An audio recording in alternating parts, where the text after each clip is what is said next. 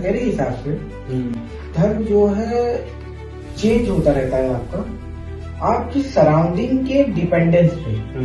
अब आपकी सराउंडिंग में क्या, यानी कि आपके अगल बगल में जैसी घटनाएं घट रही होती हैं उसी दौरान आपका धर्म चेंज हो रहा है, बदलता रहता है। जैसे हम मान लेते हैं, अब आपके सामने कोई व्यक्ति है, अब वो आत्महत्या करने वाला है, अब आपको किसी तरीके से उसको झूठ बोल के उसको कन्विंस करना पड़ेगा कि नहीं तुम गलत हो, तुम आत्महत्या कर नहीं कर सकते। तो लेकिन आपका धर्म यहाँ ये भी कहता है कि आपको झूठ नहीं बोलना चाहिए, लेकिन अगर आपने यहाँ झूठ नहीं बोला तो उसकी तो मौत हो जाएगी और आपको उस व्यक्ति को आपके धर्म के अनुसार मृत्यु से भी बचाना चाहिए। ऐसा कहा जाता है कि वो झूठ नहीं होता जिसमें किसी का भला हो जाए। बिल्कुल उसी तरीके से। तो देखा आपने यहाँ पे धर्म आपका क्या हो गया, धर्म आपका परिवर्तित हो गया। हर वक्त के साथ जो परिवर्तन ही संसार का नियम होता है, वो अपने रीजन के हिसाब से उसका पर्सपेक्टिव चेंज होता रहता है। चलिए ठीक है, धर्म की बातें अब काफी हो गई, पुरानी जो है हम लोग के डिस्कशन चलते हैं। हाँ, बातें टॉपिक से बहुत दूर हटती चली गई, बात हम पता ही नहीं चला। हम लोग केवल इसके एक्सपेरिमेंट्स पे थे। उसके बाद लेट 60-70s के आसपास में तब नए ट्रांजिस्टर्स और सेंसर्स का इजाद हुआ। तब इस चीज को जो मिथ था कंफर्म करने के लिए कि लाइट वेव है कि पार्टिकल है, इसको कंफर्म करने के लिए डबल स्लिट एक्सपेरिमेंट दोबारा किया गया, बल्कि एक बार नहीं 10 बार 20 बार किया गया ताकि ये चीज कंफर्म हो पाए। अब उन्होंने देखा जैसे कि हमारी इंसानियत काफी कुछ क्या कर रही थी जो मिस कर दे रही थी। अब हम लोग सब कुछ तो नहीं कैप्चर कर पा रहे थे, बहुत जो है जहाँ सारी लिमिटेशन हम लोग, बहुत सारी लिमिटेशन हो रही थी। हम लोग जो एक फ्रीक्वेंसी बात सुन नहीं सकते हैं, एक फ्रीक्वेंसी बात देख नहीं सकते हैं, आंखें हमारी कई सारी रेस नहीं देख सकती हैं। तो जब हम लोग ने वहाँ पे सेंसर्स के इस्तेमाल किए तो जो था बहुत उस समय बहुत हाई एंड के सेंसर माने जाते थे भाई। 1960-70s कंप्यूटर का बहुत बड़ा दौर था। उसी समय तो दुनिया ने कंप्यूटर की रेस दौड़ी है, अगर आपको पता हो। खैर उस समय जब सेंसर्स के ऊपर वो पार्टिकल्स पड़े, यानी कि जो अल्फा रे पार्टिकल को बम्बार्ड किया गया था, यहाँ बम्बार्ड का मतलब बम गिराना नहीं है, यहाँ बम्बार्ड का मतलब है कि उस सेंसर्स के ऊपर मारना पार्टिकल्स को जो, हाँ, क्योंकि अल्फा रे से एक पार्टिकल निकलता है जिसका नाम है फोटोन। फोटोन ही लाइट के पार्टिकल होते हैं। लाइट के जो पार्टिकल होते हैं फोटॉन्स के ही बने होते हैं। जो फोटॉन्स उन्होंने देखा कि जब सेंसर ऑन है तो वो पार्टिकल शो कर रहा है, और जब सेंसर उसको नहीं देख रहा है तो वो वेवलेंथ शो कर दे रहा है।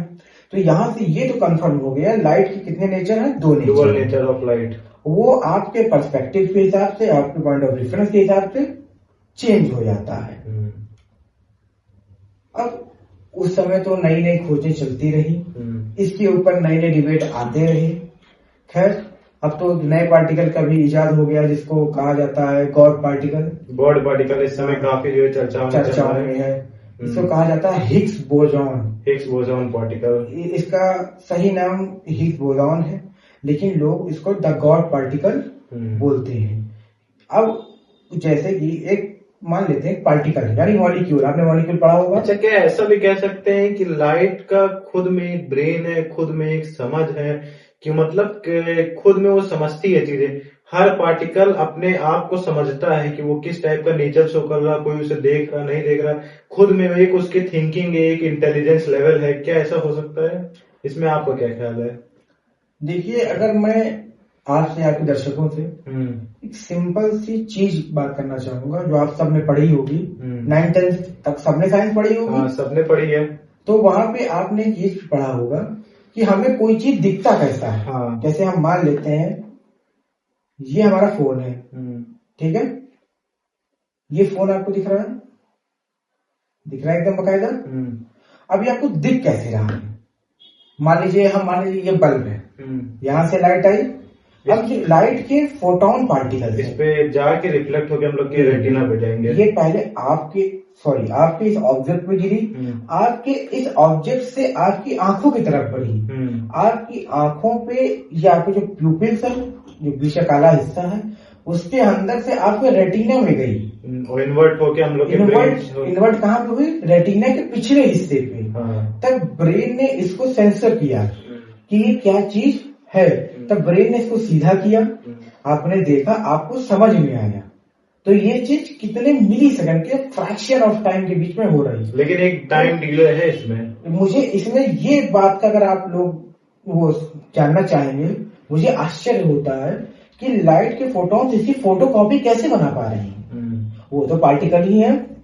लेकिन जैसे फाइटर प्लेन्स में भी कई सारे सेंसर यूज होते हैं, बैट वगैरह होते हैं, उनमें भी सेंसर यूज होते वो हैं। लोग सेंसर नहीं, वो लोग अल्ट्रासाउंड का इस्तेमाल करते हैं। अल्ट्रासोनिक वेव का जो है हाँ। वो लोग इस्तेमाल करते हैं कि मतलब जो है जो साउंड रहता है, फ्रीक्वेंसी रहती है, वो जाती है ऑब्जेक्ट से जो है वापस लड़ के जब आती है तो उसी को वो लोग सेंस करते हैं। देखिए जैसे एक अल्ट्रासाउंड ऑब्जेक्ट है, ठीक है, वो एक्स कर्व में फॉर्म में ट्रेवल करता है। किसमें?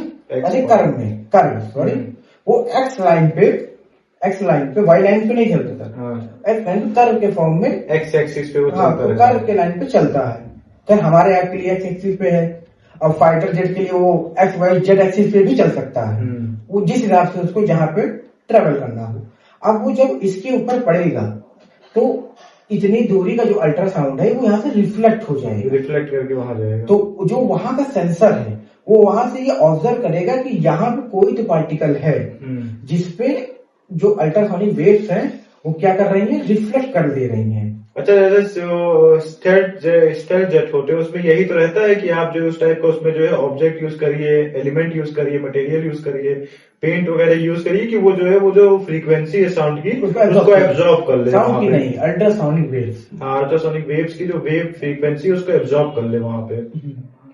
देखो सबसे पहले मैं कुछ बोल रहा हूँ पर काटा मत करो पहले, ठीक है? बहुत देर से देख रहा हूँ, ठीक है? काटना मत।